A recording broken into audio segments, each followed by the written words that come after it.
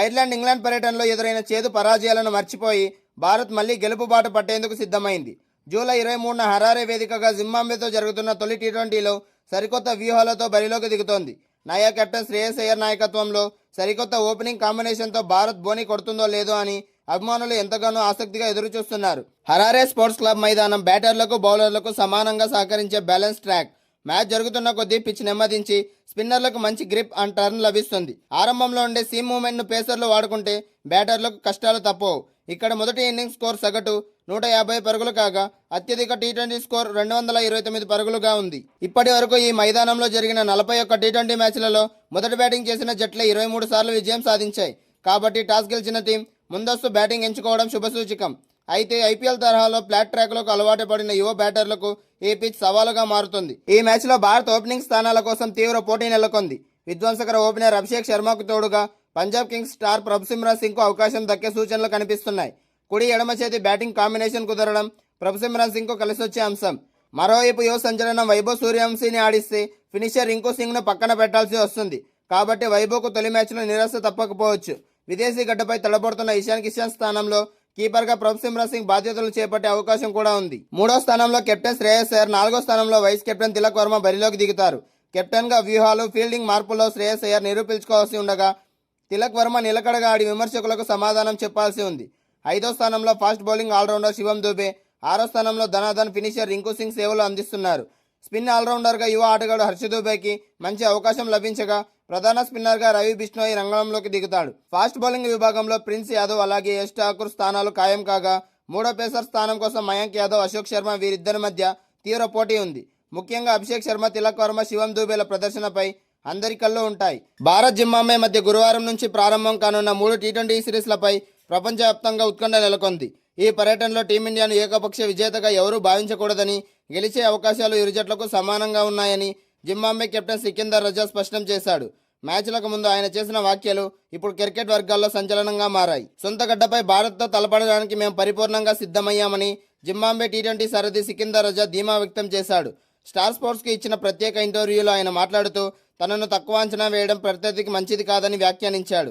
ఈ సిరీస్ రెండు జట్లకు ఎంతో కీలకమైందని, అభిమానులకు ఒక సరికొత్త క్రికెట్ మజా అందించడం ఖాయమని తెలిపాడు. ఈ పోరులో రెండు జట్లకు విజయ అవకాశాలు సమంగా ఉన్నాయి. మేము గత కొంతకాలంగా అత్యుత్తమ స్థిరత్వంతో పాటు నైపుణ్యమైన క్రికెట్ ఆడుతున్నాం.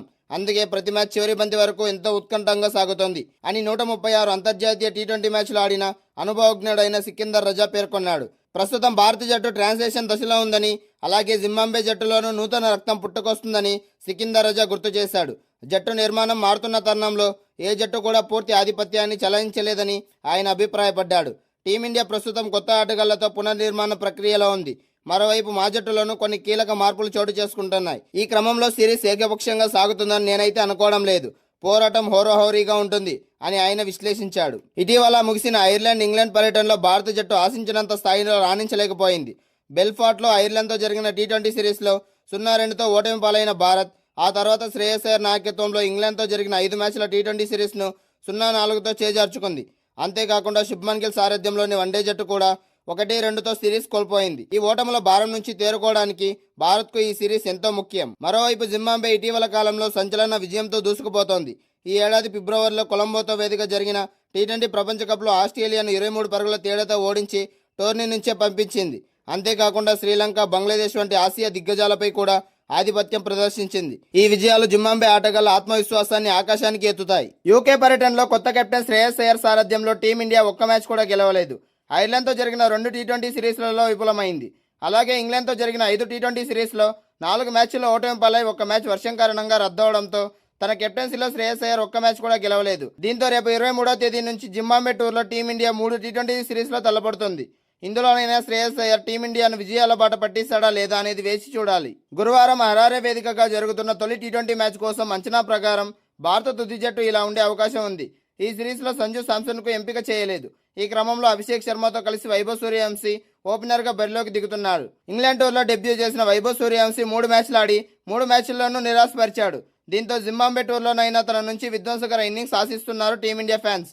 అంతేకాదు ఇక్కడ నుంచి అయినా తన విధ్వంసకర ఇన్నింగ్స్కు పునాది వేయాలని టీం మేనేజ్మెంట్ కూడా భావిస్తోంది. ఇంగ్లాండ్ టూర్లో ఆశించినంత స్థాయిలో ఆరంభాన్ని అందుకోలేకపోయిన వైభవ్ సూర్యవంశీ ఈ జింబాబ్వే పిచ్లపై తన బ్యాటింగ్తో చెలరేగి చెరగని ముద్ర వేస్తాడో లేదో చూడాలి.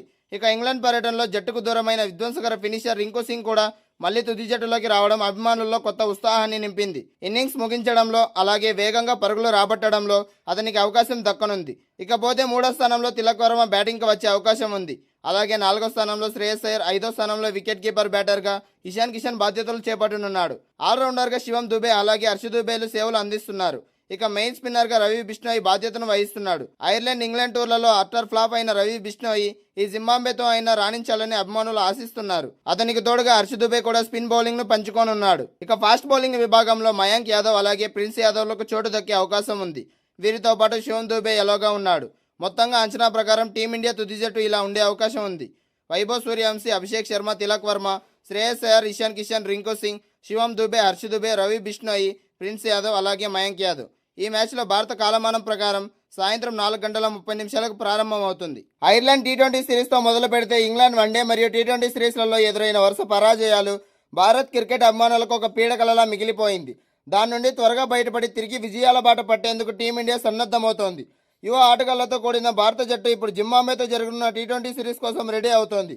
గత వైఫల్యాలను పక్కన పెట్టి కొత్త ఉత్సాహంతో బరిలోకి దిగుతున్న మన యువ జట్టు సత్తా చాటాలని అభిమానులంతా ఆశిస్తున్నారు. టీమిండియా జింబాబ్వే మధ్య జరుగుతున్న 3 మ్యాచ్ల టీ20 సిరీస్ జూలై 23వ తేదీ ప్రారంభమై జూలై 26వ తేదీ ముగుస్తుంది.